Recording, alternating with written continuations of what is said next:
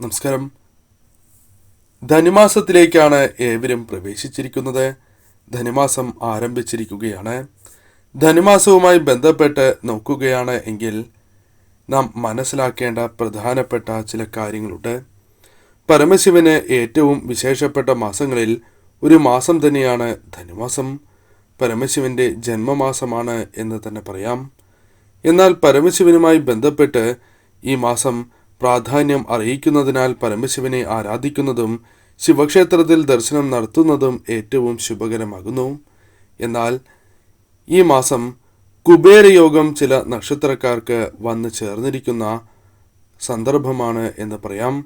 അതിനാൽ ഈ മാസം പറയുന്ന നക്ഷത്രക്കാർക്ക് കുബേരയോഗവുമായി ബന്ധപ്പെട്ട് ചില അത്ഭുതകരമായ നേട്ടങ്ങൾ ജീവിതത്തിലേക്ക് കടന്നു വരുന്ന സമയമാകുന്നു.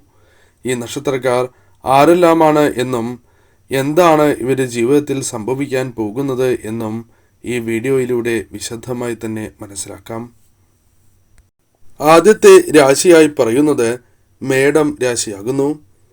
മേടം രാശിക്കാർക്ക് ധനുമാസം വിശേഷപ്പെട്ട മാസം തന്നെയാണ്. കാരണം അനുകൂലമായ ഫലങ്ങൾ വന്നു ചേരുവാൻ സഹായകരമായ മാസമാണ് ഇവർക്ക് എന്ന കാര്യവും ഓർക്കുക.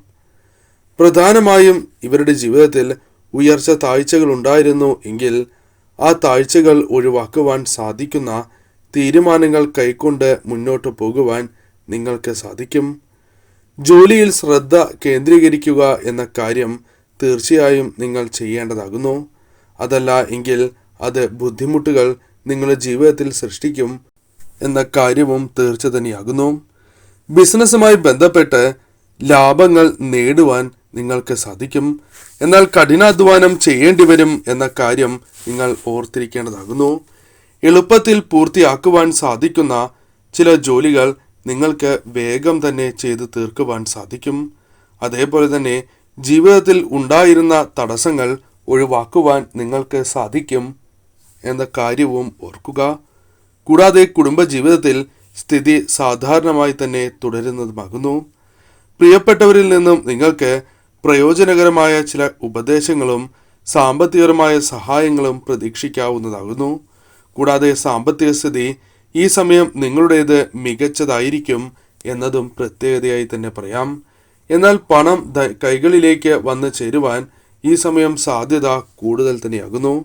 എന്നാൽ മനസ്സിലാക്കേണ്ട കാര്യം ചെലവുകൾ വളരെയധികം കുറയ്ക്കുക എന്ന കാര്യമാണ് ചെയ്യേണ്ടത്. അതല്ല എങ്കിൽ നിങ്ങൾക്ക് അത് ദോഷകരമായി ഭവിക്കും എന്ന കാര്യവും ഓർക്കുക. മറ്റൊരു രാശിയായി പറയുന്നത് കർക്കിടകം രാശിയാകുന്നു. കർക്കിടകം രാശിക്കാർക്ക് പൊതുവെ വീട്ടിലെ അന്തരീക്ഷം അനുകൂലമായി ഭവിക്കും. നിങ്ങളുടെ വീട്ടിൽ മംഗളകരമായ കാര്യങ്ങൾ അത് സംഭവിക്കുന്നതാകുന്നു. അത് പല കാര്യങ്ങളുമായി ബന്ധപ്പെട്ടാകാം. അതേപോലെ തന്നെ സുഹൃത്തുക്കൾ വളരെ അടുത്ത വ്യക്തികളുമായി ബന്ധപ്പെട്ടും ജീവിതത്തിൽ അനുകൂലമായ കാര്യങ്ങൾ സംഭവിക്കാവുന്നതാകുന്നു.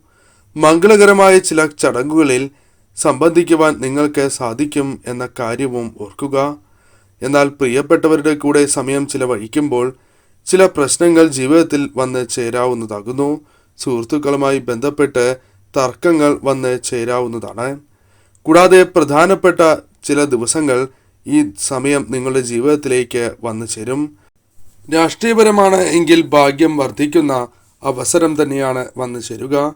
ഇവർക്ക് കുബേരയോഗത്താൽ കൈകളിലേക്ക് ധനം വന്നു ചേരുന്ന മാസം അഥവാ ദിവസങ്ങൾ തന്നെയാണ് ഇത്.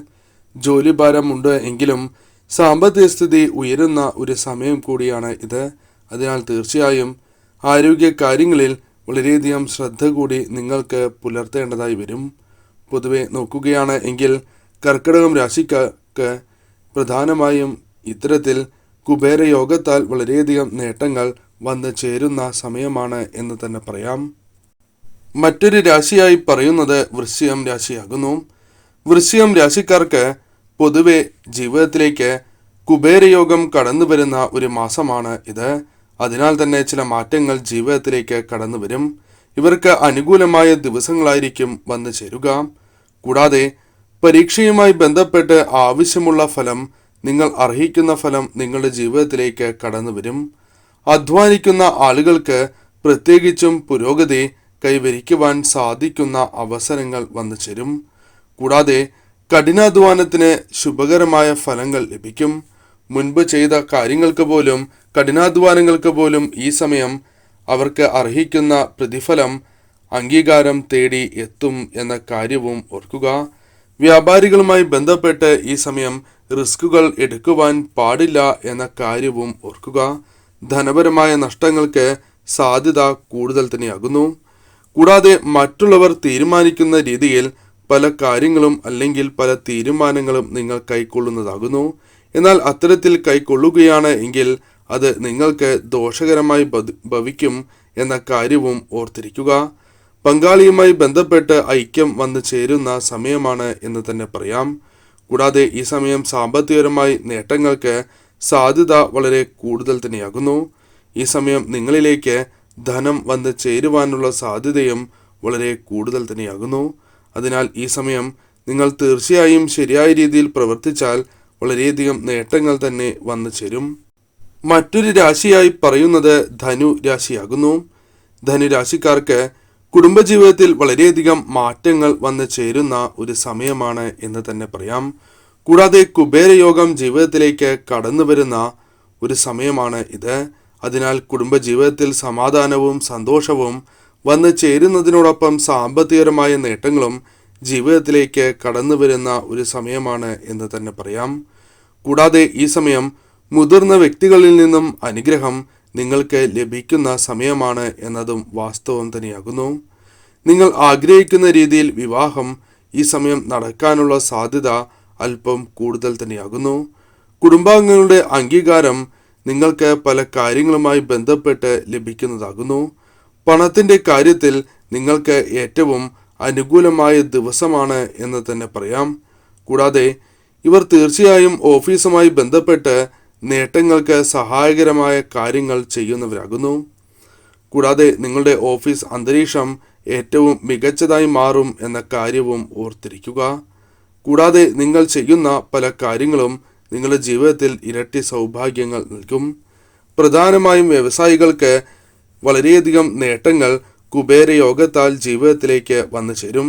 ആരോഗ്യകാര്യത്തിൽ വളരെയധികം മാറ്റങ്ങൾ വന്ന് ചേരുന്നതുമാകുന്നു. പൊതുവെ നോക്കുകയാണ് എങ്കിൽ ധനുരാശിക്കാർക്കും അനുകൂലമാണ് ഈ സമയം. തീർച്ചയായും നിങ്ങൾ ഈ സമയം ശരിയായ രീതിയിൽ പ്രവർത്തിക്കുക. പെട്ടെന്ന് തന്നെ ഉയർച്ച നേടുവാൻ സാധിക്കും.